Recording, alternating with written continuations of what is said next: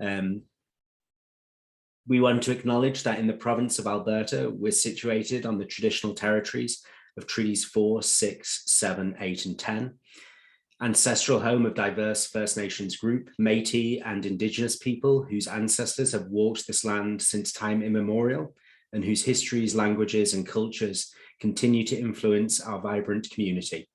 We pay respects to the Indigenous people of this land, past, present, and future, while recognizing their cultural heritage, beliefs, and relationship to the land on which we reside. And I would like to thank you for signing up to attend this training session brought to you by the Digital Economy Programme, a partnership between Business Link and Digital Main Street, funded by the Government of Alberta. This is the first of 36 workshops and webinars we're going to be presenting over the next 14 months. And we'd like to congratulate you on taking your first step to growing your business online. In addition to these workshops, there are two main ways you can benefit from the Digital Economy Programme. Firstly, there's the Shop Here powered by Google, which will help you with the creation, customization of your online store. You'll be trained on how to manage and market your online store and will be provided with the support that you need to make your store successful. The second way that you can get help is from the digital service squads. They'll be launching in regions across the province in January. You'll be able to access free, in-person, one-on-one local assistance from a team of trained squad members with the skills to take your online presence to the next level. You can sign up for Shop Here powered by Google and pre-register for the digital service squads at the Business Link website, dep.businesslink.ca. It's now my pleasure to introduce Kelly Doody. She's the founder of Social School, and she is going to be our guide as we explore a wide range of these digital marketing topics over the next 14 months. Welcome, Kelly.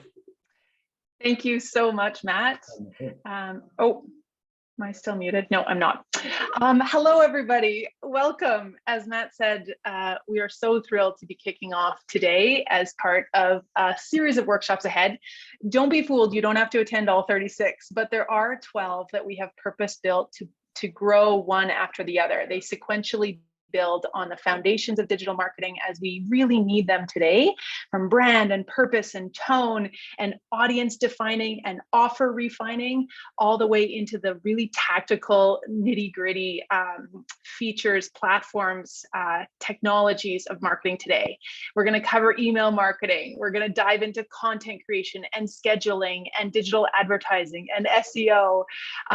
But through and through, I really want to remind you and iterate as much as I can that it is so important you take from this what you feel to be most practical and most topical for your business where it stands today.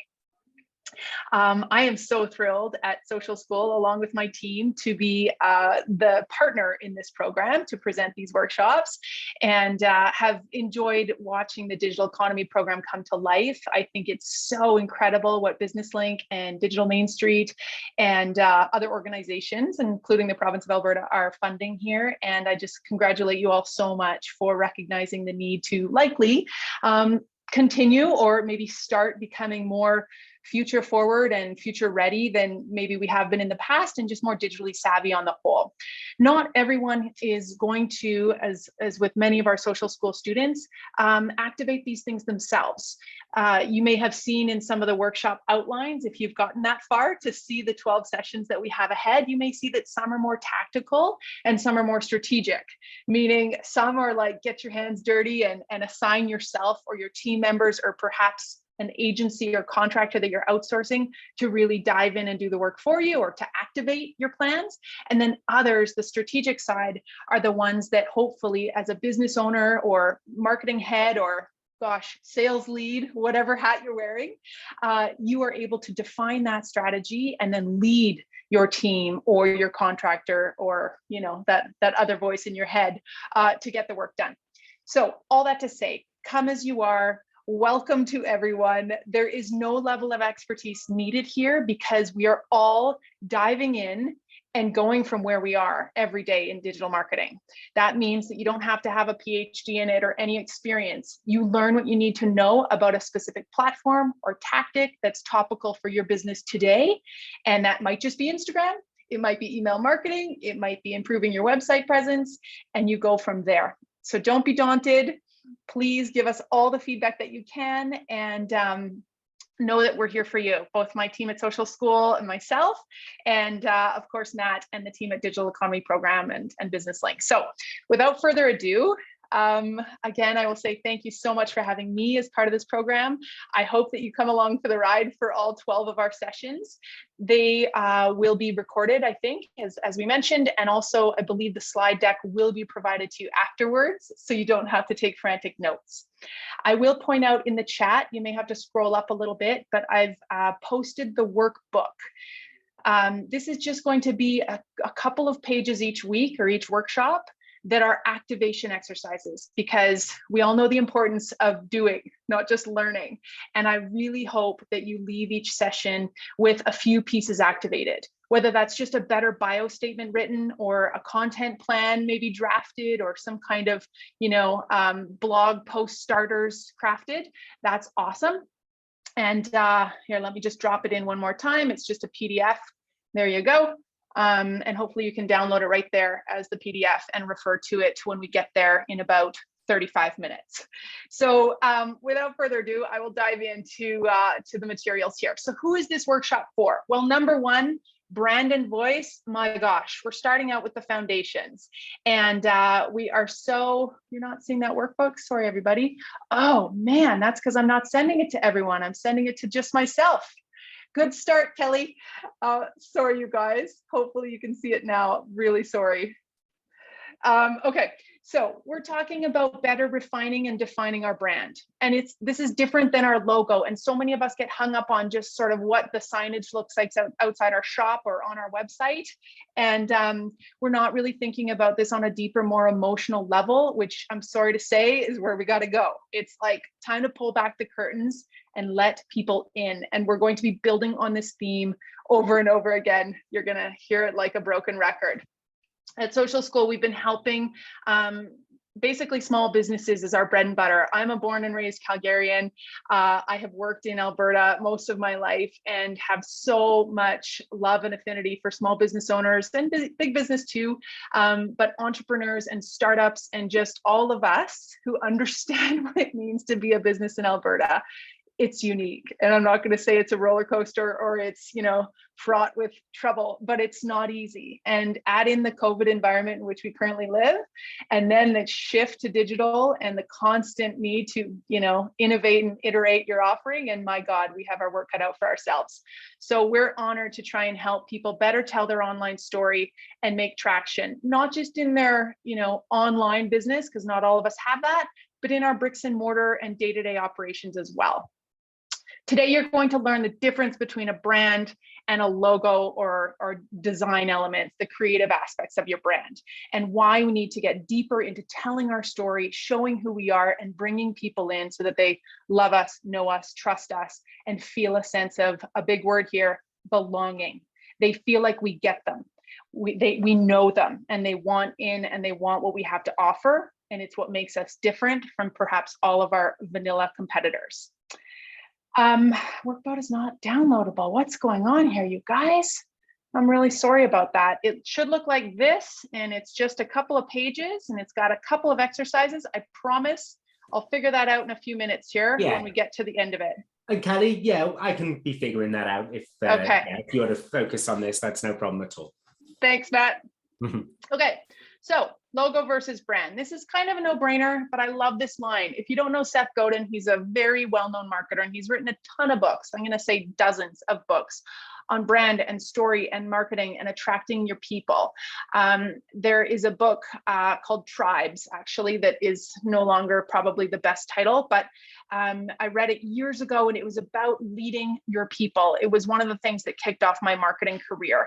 And it is such a fantastic essentially summary of why we need to lead and attract the people that want what we have to offer. It's about not being afraid to sell. It's not being afraid to open the curtains and tell our story and explain our values and our purpose, because that's what people want today. We want to know who's behind that story, and we sure better be spending a lot more time thinking about that before we start puking stuff onto social media and into our e-newsletters and onto our website, so we connect with people properly and they take action. Otherwise, we're just noise on the internet.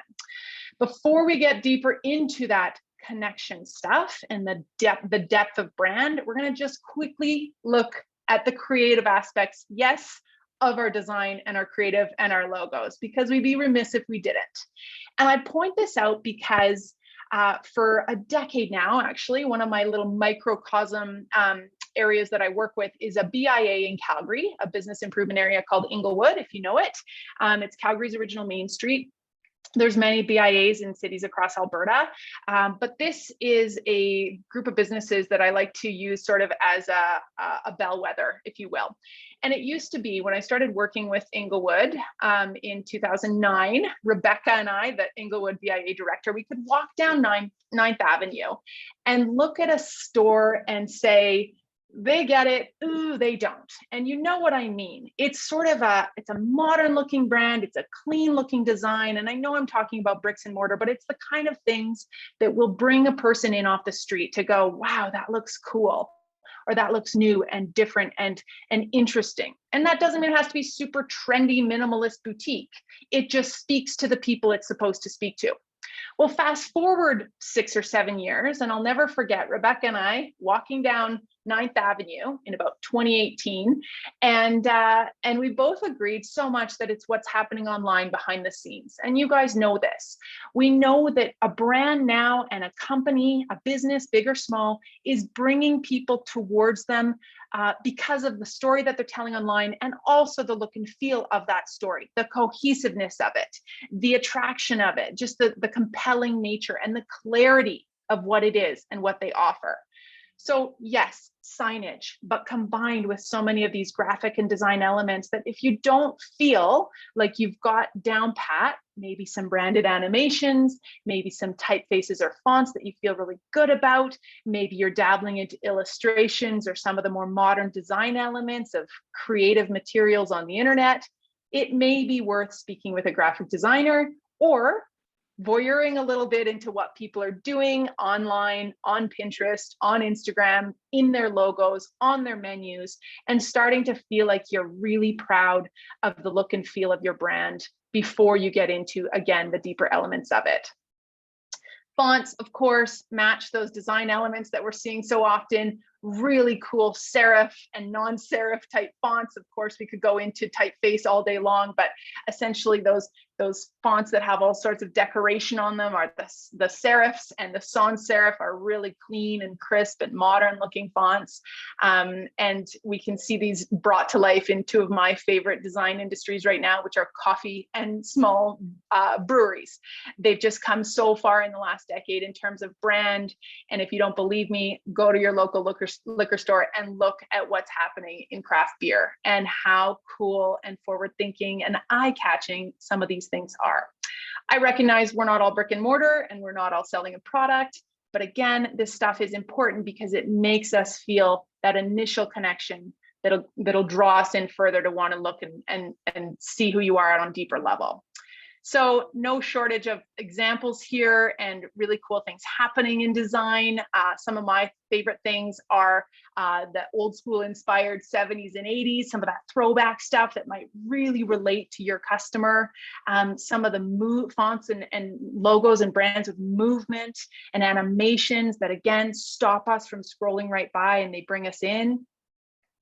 And again, contrast that's not too heavy. So we have to really be aware of what is kind of not trending, but best practice in design. So we don't get really junky and overwhelming when we start creating our own little graphics, perhaps in Canva or other types of DIY tools. And some of the things that we can learn just from simple, YouTube videos about graphics or design. I know I'm breezing over this, and this isn't meant to be a graphic design class. I'm just trying to paint a picture for you of how important this stuff is on that initial, impression, as we say today, for so many people who are discovering your brand for the first time. And part of this is because as we move through this series, what we're going to be talking about so often is reaching new audiences. And when we do reach new audiences, amen, let's do so. We've got to make sure that we resonate with them in the right ways right off the hop. There's nothing worse than not being able to read something that you can that you're finding on the internet or on someone's website. And we'll get deeper into clarity of message, but first things first, clarity of design is so important. So I encourage you to, as you move through your travels, as you're scrolling, your social feeds, or you're, reading blogs, even flipping through hard copy magazines or other types of print materials, take note of some of the things happening in design and try and get an understanding of, the clarity and colors and fonts and usage of illustrative kind of elements that they're using. One of the things I love doing, because I'm a super nerd, is seeing what Starbucks unveils as their holiday campaign every year. And sure enough, there's always some kind of new illustrative font and really minimalistic but beautiful design that they leap off of for an entire quarter of their marketing, or let's say a couple months, November and December. And it's their campaigns, and they plan this stuff months in advance. So there's some science behind it and a whole lot of forethought into attracting eyeballs. Okay, let's talk about the real stuff now. Beyond design and creative, which is important, we're talking about creating a company, like an overall brand, the people, the values, the purpose of your business, big or small, that we as your consumers have got to feel like is crystal clear and super compelling and is going to make us want what you're offering. And so many of us are in the if I build it, they will come mentality. Or if I tell them everything, they'll totally speak my language and understand what I have to offer. And we're not thinking about this in modern day terms, where our audiences have a goldfish-sized attention span of like 3 seconds or less. And they also have so much choice. We're living in an era where the shop around behavior is the norm, because just because I've always gone to the same dentist, 17 neighborhoods over from mine, doesn't mean I'm going to continue doing that now that I can see in the palm of my hand every day other options around me from maybe more accessible, more authentic, more honest and open and compelling personalities or dentists on the internet. They're reaching me where I am with the message I want to hear. And sure, I'll try that. And then I'll try another one, and I'll try another one. So choice is one thing that we all have so much more of than we ever have before. Barriers to entry are so much lower than they've ever been, because you or I could literally buy the domain, build the website, launch the Instagram feed, and start selling our t-shirts tomorrow if we wanted to. And that kind of shop around behavior where we can pick and choose and try out many things without any kind of need for loyalty is ours as consumers to own and run with. So we really want to start with story and start with knowing our values and what we stand for, and attract people to stick with us and come to us for a reason. So we do this in a few ways. One of them, creative storytelling. We're going to talk about this a lot as we go through these workshops. How do we say the right things? Who do we speak to? And when we reach them where they are, in Pinterest, in their inbox, on the TV, are we saying the things that are going to make them actually take action, or just, again, unfollow, block, turn off, turn away from us because we're just causing noise? We can do this really well if we know who we are and what we stand for.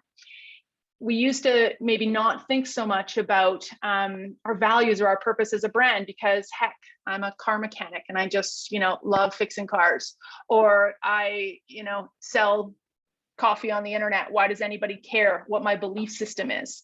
Well, some of us may have to subscribe to this a little deeper than others. And while most of us don't need to be extremely forthcoming in our personal value system, we do need to show who we are and maybe pick a few causes or a few things that we stand for, or allow our people, our founders, our staff, our salespeople to shine through so that we attract people that feel the same way as us. We're going to talk a lot about how if we're selling to everyone and we're speaking to everyone, we're speaking to no one, because it's far too broad, and we can't be afraid of tailoring and honing our message and our brand values for the people that are going to resonate with it the most. Next up, content that connects. We're going to be talking, especially in our workshop number 2, where we get a little bit deeper into writing our bio statements and defining some of our key messages. We're going to talk about the ABCs around here quite a bit. So if you've heard of the 4 Ps of marketing, we're going back to your 1990s marketing textbook, where it's price, place, oh gosh. Product, promotion. Thank you, Matt. Promotion, price, place, and sorry, what was the other one? Product. Price, yeah. Oh, the product. All right. So you can tell I've forgotten about those because we really like to focus on authenticity, accessibility, authority, and advocacy, the 4 A's. We'll get more into those and how you can bring those to life and what they are in our content crafting sessions later on. But the B of our ABCs is what we're going to talk about next, which is the sense of belonging. And then, of course, finally, the C is content, that beautiful machine that we can create a ton of in order to connect and get people, bring them into our web of services, our products, but also just how we write it and how we craft it. So a couple examples here, just companies that we know of, some Alberta based, some international, doing this really well. WestJet has always done this well. They have shown us who they are, good and bad, but mostly good. I would argue that they've done a fantastic job of embracing the digital tools at their fingertips and winning in a lot of ways. We may forget the inroads they made with some of their Christmas campaigns, but they were legendary way back in 2018. Some of their Christmas giving campaigns, some of their surprise, video campaigns or surprise and delight. Some of them were actual physical activations. Others were just full digital contests and whatnot.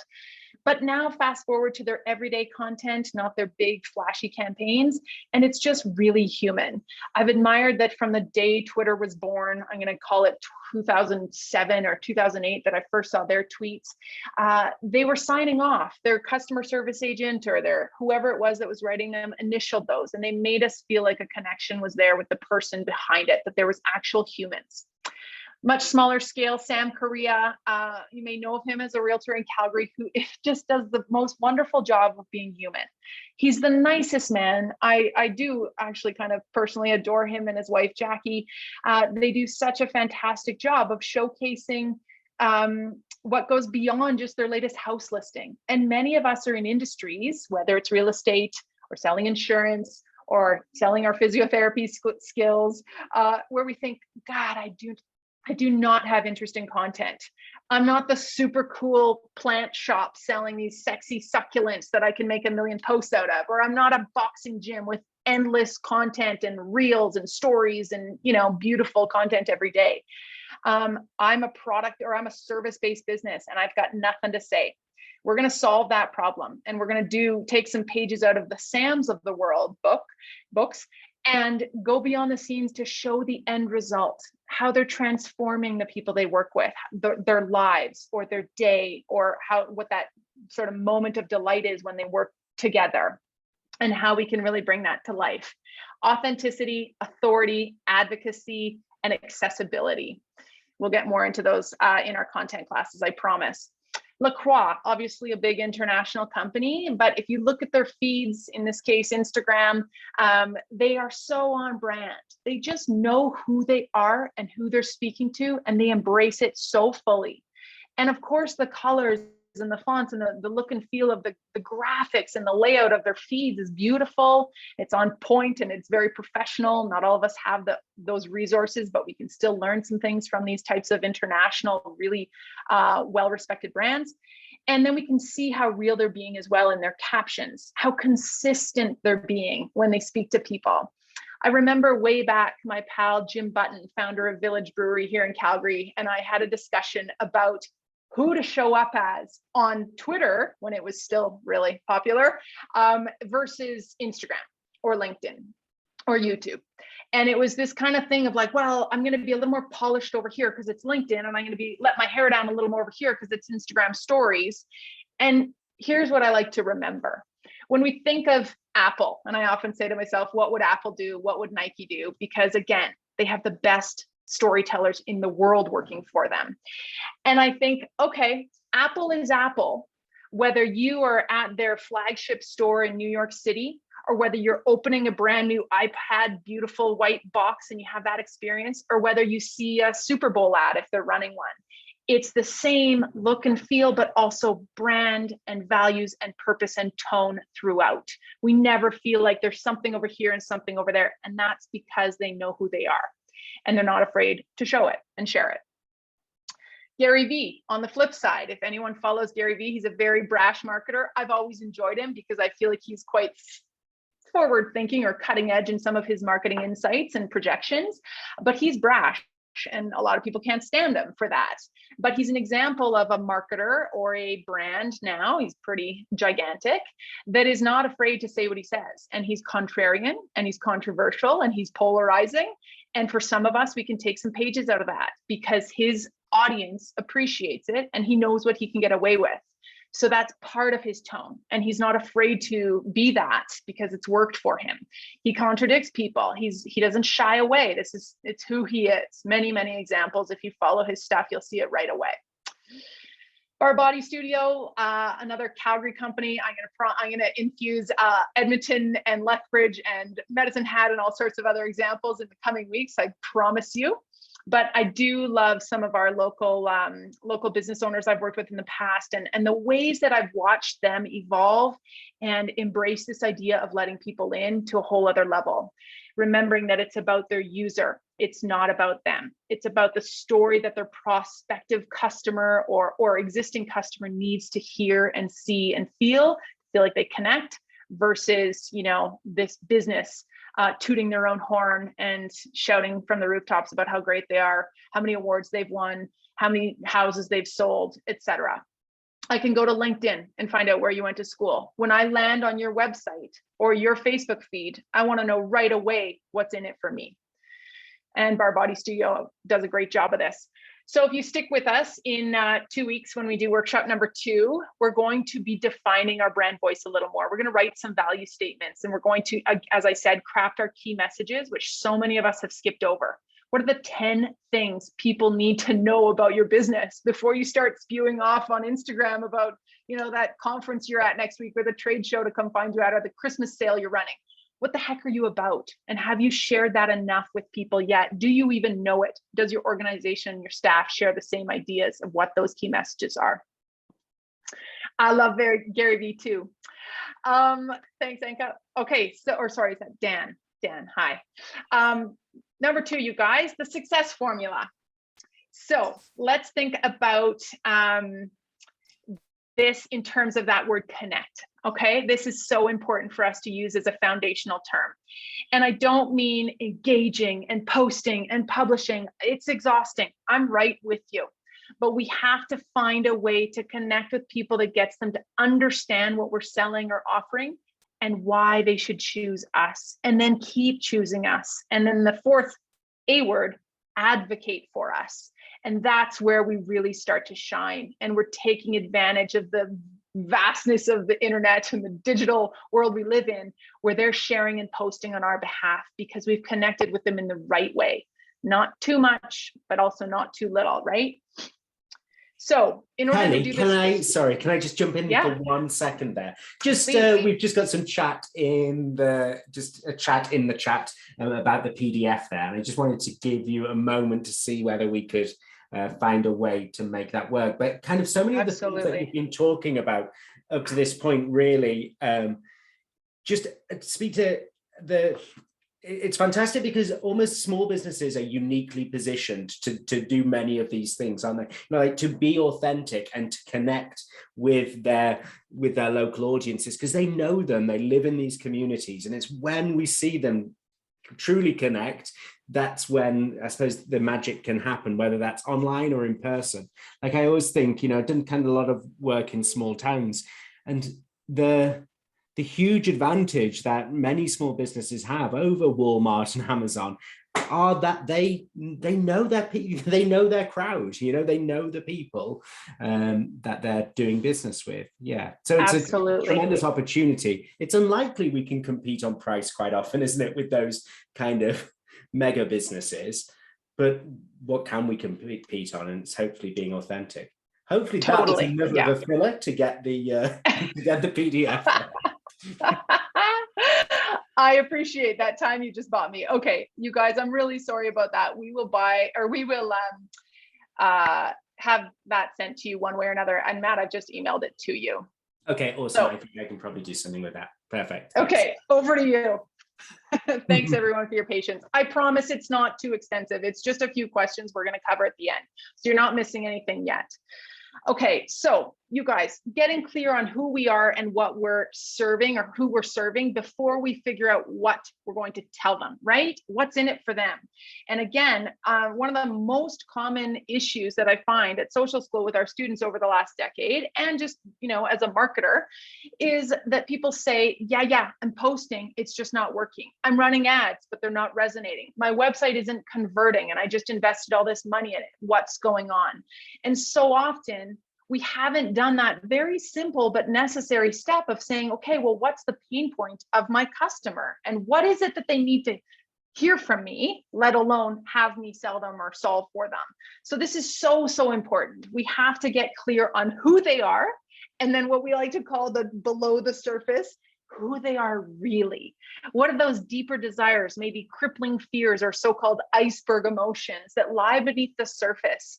And once we know those, and we know them a little deeper, and we're going to really clearly define that ideal audience, or that one person, if you will, so that you can speak so authentically and honestly to them like it's your best friend.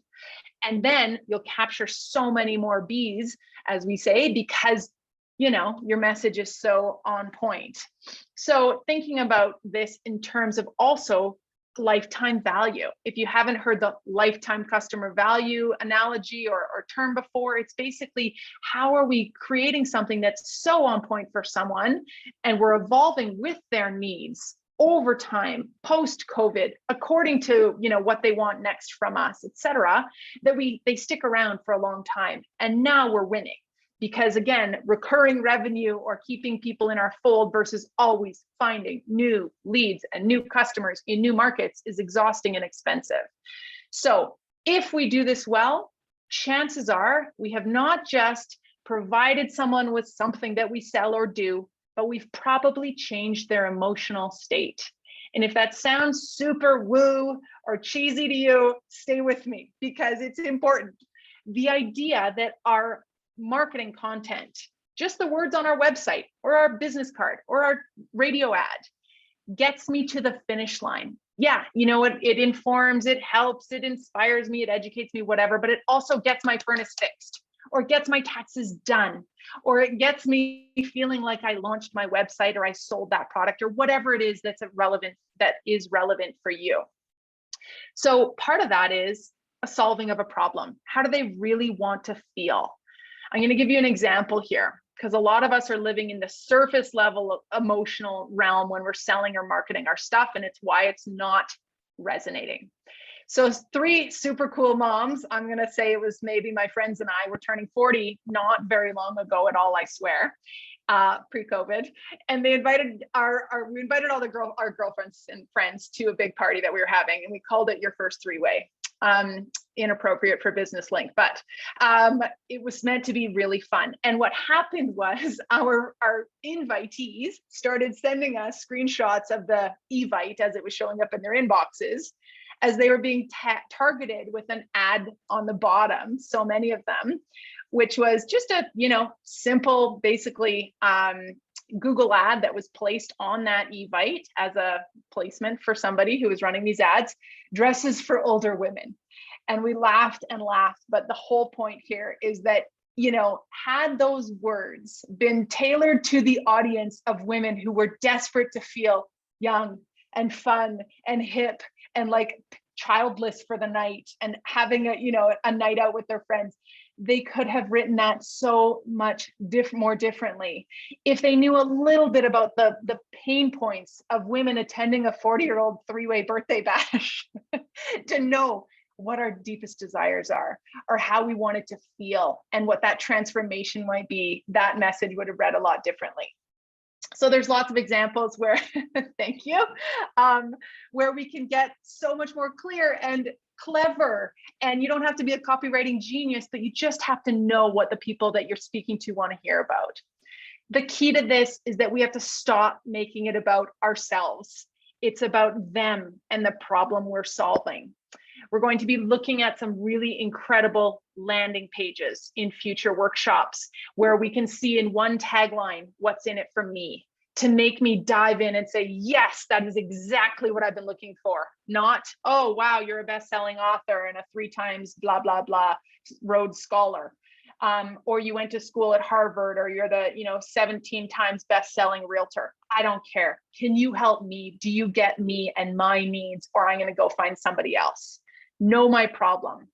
What is it that your customers need to hear is the point here. And I want us to start thinking about this, because so much of what's ahead for us in 2022, but also in this workshop series, is crafting content that speaks to people and, again, kind of changes their state, right? Amazing. I think we have workbook success. Thanks, Matt.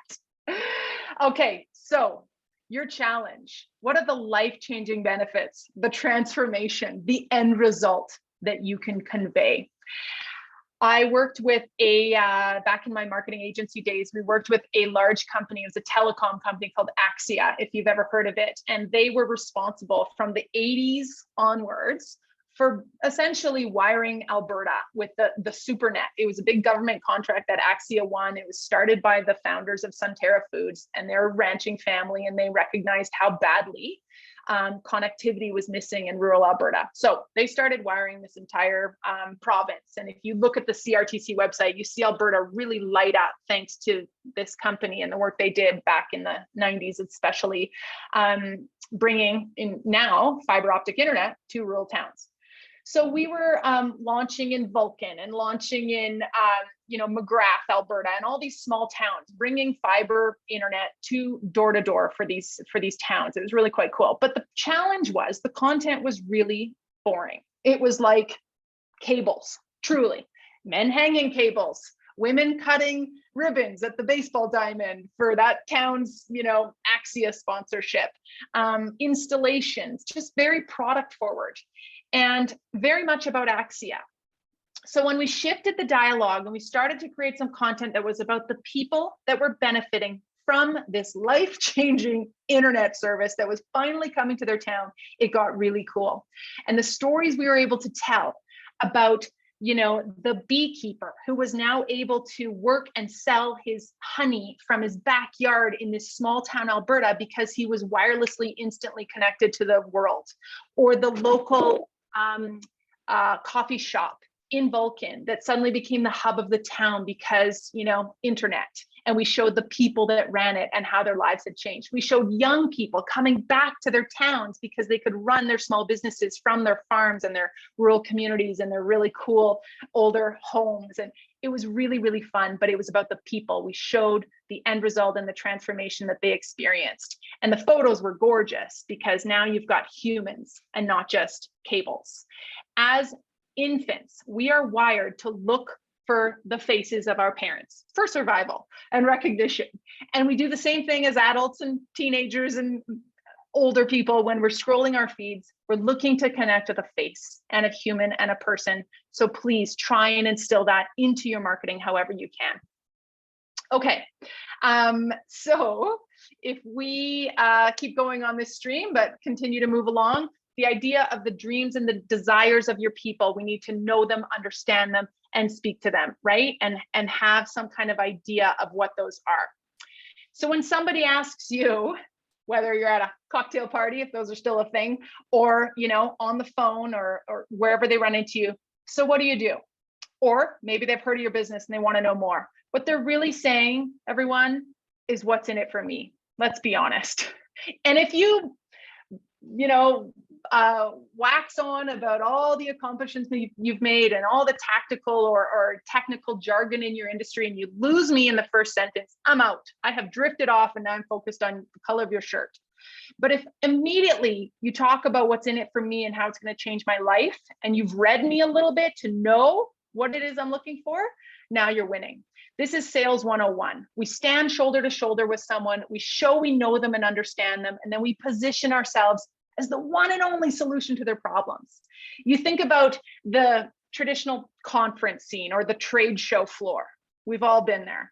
And the telemarketer or the person who's got their speaker on and they're selling you chamois or sharp knives or whatever, and they're practicing give, get, give. They're just giving you lots of information, maybe to get a tiny bit off of you, like what's your name and what do you need? And then they give you even more and they turn you right away, right? Whereas if we are to get information off of people first, and then we give them what they want to hear, then we get the sale. So get, give, get, wherever you possibly can. And remembering that if we're talking to everyone, we're talking to no one. If I put a sandwich board outside my new restaurant tomorrow and it says, food for everyone, Canadian food, I'm probably not speaking to anyone or attracting anyone in particular. Or maybe my nightclub sign says, you know, it's 80s Comic-Con night for women. We know exactly who's showing up if that's what they're into. And I've targeted them accordingly. I know the language and what the experience they expect, and I'm going to win them over like crazy and get them telling everybody. So the emotional connection is so important. What we're doing is building trust, loyalty, transparency with who we are and what we're about, and a sense of humanity that's that kind of connection point people are looking for today more than ever. Our trust is so low. We don't even trust medical science anymore, let alone academia, let alone politicians or banks or news outlets. And so we trust each other, but we can also find and build this trust among brands. You think about those cultural groups or those entities and organizations that absolutely trust each other and would band together and unite and buy anything that each other are selling, or they feel a shared sense of belonging. All of these kind of organizations or entities I'm showing you, it goes without saying, yeah, we're beekeepers. We do our bee thing. We get each other. No, we love fashion. This is our thing, and we're in a band, or we just, you know, whatever. We're shared culture, shared voice, or mission. But there are many instances where brands have done this like crazy too. Harley Davidson is a classic example of one where, you know, from what I've been told, they don't even necessarily make the best bike. But if you want to be a Harley rider, you know you want to be a Harley rider because that brand is so, you know, it's weaved into everything they do. And you feel affinity and belonging for that group, that tribe, and you join it. Likewise, Red Bull. They don't have to stand there with the can in hand to make themselves, you know, to talk about what they do. They show people living their brand, and those people that are living it through the extreme sports and the whatever events, they are that brand, and they want to resonate or stand beside or align with that brand for a reason. Local businesses, we see this all the time. Connor and Leslie from Camp Brand Goods, they just are a certain type of person who is so lovely and human and transparent. They've attracted those same types of people. And I tell you, when they launch a new t-shirt on their Pinterest page, or they, you know, post a new campaign on Instagram, people flock to it and they sell out fast. And I know these two personally, and I know how little they spend on traditional advertising as a result. Not just because they have a beautiful social feed or 7, but because they know themselves inside and out, and they magnetize people to them in all the right ways. So when we feel like we belong, we love, we trust, we embrace, we advocate, we refer, endorse, support, and we stay. And that's what's so cool about the brands that are winning today. And they don't have to be huge, you guys. I do use the example of Apple because for me, Apple has changed my life. I don't care how many times people tell me a Samsung phone is great or a Google phone is awesome. I will never leave Apple because through their devices and the things that they've given me in my life, I've been able to build a life of my, well, okay, I've built a business that I love and I can do my work from anywhere, or just the things that have transformed my life and solved my pain points, and I'm loyal to it. I'm sure there's many examples for you in your world where you feel like you will never leave that company, that brand, that small business, not necessarily because their product is better, because their soap is so much more awesome, but because of the people, the hands that made it, and you feel like you know them and you trust them, and that's what you're supporting. So we're building relationships, love, and belonging however we can. I don't care if you're a chiropractor, you think this is impossible. It is possible. It's about connection, and it's about solving those problems. We see this on social right now in huge amounts, where instead of that perfect feed aesthetic, we're seeing connection. I'm using two examples here from the marketing industry. Jasmine Starr and Elise Dharma, two marketers that I love that have left behind that perfectly curated Instagram feed for reels and stories and GIFs and memes and humor and personality that make me feel like I'm connecting with them more than just, seeing pretty pictures. On a website, as I mentioned earlier, it's a landing page or an experience that's about me and my needs, not you and yours as the brand or the company. It knows us, it understands us, and it draws me in. It solves some kind of problem. And it leaves me clicking the call to action button of tell me more, sign up, dive in. So finally here, let's round the bend. Our standout offering. We need to start thinking about what makes us different. Our unique value proposition, the UVP. This is our secret sauce. And a lot of us haven't stopped to think about, at least for a while, well, what makes my shop different than the other guy, or my tax service, or my school, whatever it is. And if we can't define this, then it's pretty hard to, attract people. So I have a question for you. What do you do or promise or provide that people love you for? And I hope there's something here. I know there is. Most of us are really proud of the products and services that we're selling. We're just not doing a great job of defining those and telling them to the world. But what we like to say is, what do people remember you for? What do you do and why should I care? Is it a thing, a skill, product? Maybe it's your customer service, your responsiveness. Maybe it's your people. That's great. We need to hear more about it. But is it a feeling? That's even better. If you know for a fact that you create relief or, love or belonging or trust or, I don't know, just joy, that's awesome too, because now we can go a little bit deeper and find more moments like that and celebrate that in our marketing. So the brands that are really nailing it are those that have realized that today our emotional attachment to their product or service actually goes deeper than the attachment to the product or service itself. Because we can join that organization, so to speak. We can see into the company and the people behind it, and we care about it. And we're not just going to drop it tomorrow and not come back and not attend it or buy something ever again. So the question is, what are your sticky bits? What do people really remember you for? At social school, sometimes it makes me laugh and pains me a little bit because I'll run into someone 3 years later and they'll say, oh yeah, that one worksheet you gave me, it was like just this life-changing thing. And I'm like, oh yeah, not the 3-day workshop we did together, just that one exercise, eh? But that's fine. If it was that life-changing thing they needed and the thing they remember us for, great. What is yours? And then how can you help celebrate that? What's that moment of delight that maybe you can capture and showcase a little bit more? So wrapping up here, we're focusing, or we're trying to move forward here, everyone, in an idea that has us knowing our brand purpose and what we stand for, why we're doing what we're doing, and then attracting the people who are going to care about that and that want our product and service, but also get us and like what we are as a whole on a bigger picture, and then building a sense of belonging to make them feel like this is exactly for them. It's all about them, and it's going to keep them coming back more and more and more. Okay, you guys, we're down to the final 12 minutes here, but I want to just shift over to the workbook if you've been able to open it. Matt, did we have success there? We had delayed workbook success. Thank you. I promise we'll work that out. Oh, it's good. That's good. Okay, so just 2 simple exercises here.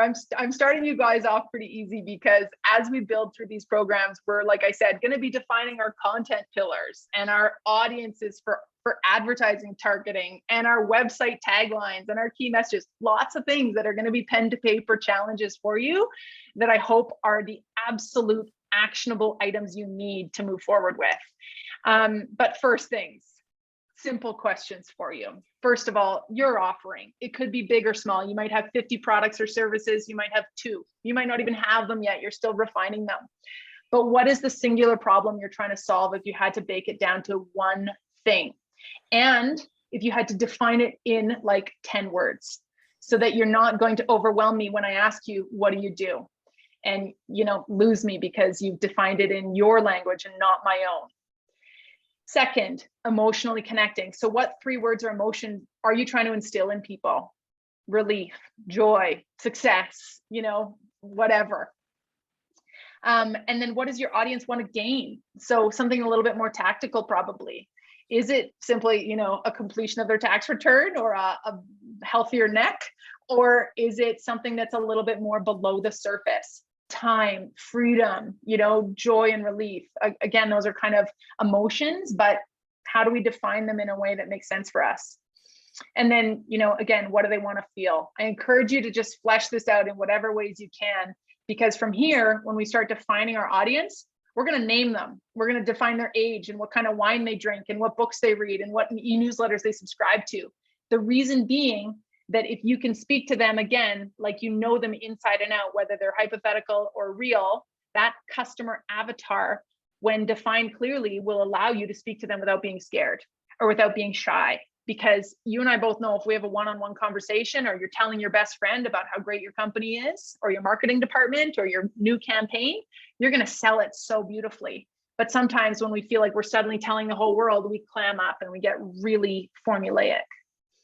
So the primary objections that someone might have, also important to know. Pain points are really, really important, because if you don't know them, like, you know, the 40-year-old ladies who are trying to have a good time, that's all we want, then how can you speak to me in a way that, again, solves my problems? Just move this up a little bit. Okay. Kelly, I just love how like foundational this is. I know before we were talking about tactics and going in and my social media posts aren't working and no one's visiting my website and all those things. But like, these are the foundations of the house, aren't they? It is that understanding of what makes me unique, what makes my business special and provide value to my group of clients. I just love it, because I see so often that frustration, which you mentioned before, from people of like, I'm spending money and I'm spending time on marketing activities online or offline that aren't working. And then when we ask the question, who are you advertising to and what's your key message, we get that, you know, we get an unclear response. And so I just love how clear this is made. Yeah. Well, thank you. Yes, I absolutely agree.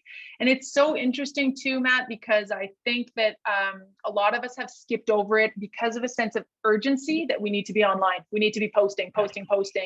And you know, in some ways, as we used to say when I was in media and public relations, you burn your leads if you start just posting garbage or sending out press releases about nothing.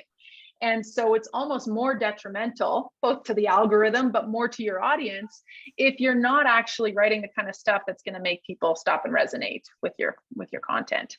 Yeah. So a few other questions here that, if they make sense, you can continue to flesh them out. Again, starting to think more and more about audience and offering, and we'll build on this next week or in 2 weeks. I'm happy to answer questions now, if that's cool, Matt. That sounds great to me. Yeah, absolutely. Let me open up and see what we have. So yeah, feel free either in the chat or in the Q&A box to ask those questions. So we've got some kind of quite practical questions to begin with. So where do we sign up for the following workshops? So businesslink.ca/events, when they will be listed on there as they go through. But the next one actually isn't currently listed. I will be sending an email. In the email, we'll be sending the link to sign up for that one too. So yeah, definitely watch this space. Awesome. As I scan through some of these questions, I think on the whole, they were mostly related to downloading a workbook, but I'm sure we've got some questions here. So yeah, we have people saying that they're looking forward to next time and jumping in there. But yeah, feel free. Oh, can I send your client avatar when I've finished it for feedback? Someone asked. So that's where the digital service squads and the Shop Here program, that's where you'll be able to use those. I think, if I don't mind, if I speak for Kelly, Kelly's here really to do these presentations and kind of introduce these topics, and then you'll be able to work with either an e-commerce coordinator through the Shop Here program or a digital service squad member on more of that in-depth work on your business. Any books you recommend for helping to connect with your potential customers? A question from Matt. Oh gosh, so many. Yes, you know what? This is actually a book that just came out. Oops, not that one. If you know Malcolm Gladwell, Talking to Strangers, that was a book that I believe was actually 2020 or 2021. What we should know about the people we don't know. This is kind of neat. And actually that other book that I mentioned, Tribes Here, it's one of my go-tos. But, you know, I think that, I mean, there's so many. There's some of my favorite authors are Gary Vaynerchuk, Seth Godin, Gary V. And if you even just do a Google search, you can find individual articles about connection. And some of them, my favorites, are the roundup articles that you find at the end of the year, which we're about to see plenty of, to say best brand campaigns, best, you know, human connection campaigns, or social media or platform specific initiatives that brands have taken that really shone. And what I like about those is that they're real world examples that some of us might have even seen in the wild in our travels, but also they're very timely. They're not something that was published in a book pre-COVID or, you know, just on mass. I think on that point, like following Gary Vaynerchuk, if you're on Instagram, and following Seth Godin and maybe subscribing to their podcasts and their content, it's great, like you say, for that to stay constantly aware of the, you know, it changes so quick. That's right. Yeah, people are making some good suggestions though. Brand Story by Donald Miller, that is a particularly good book. Yeah, I have it here. Good one. That's great. I think I did see a question up top too from Cindy. What is an example of an objection? I really love this question because it's, again, something that most of us don't stop to think about. And this is kind of very important piece of this exercise when we're defining our offering and our purpose and values as a brand. The objections are what keeps people from having bought from you in the past, or maybe purchasing from you, or even engaging with your content.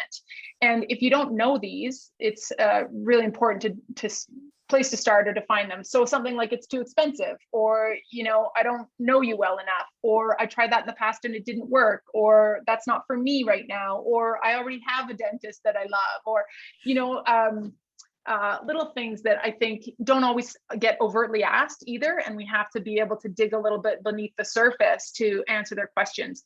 We will get into that as well when we look deeper in the workshop series at SEO. And one of the best ways to build our search optimization, or our presence to show up organically when someone searches tire change or dentist, East Edmonton, that we've done our homework in answering their objections and answering their queries or pain points with our blog posts. So someone says, how much should it cost to change my tires? Or why is it so expensive to get dental service? And we literally write those types of blog posts with, the dental service should cost this, or when to change your tires, or whatever it is. And now our questions are, or our content is rising to the top and getting us seen and heard, and we're building trust and removing objections at the same time.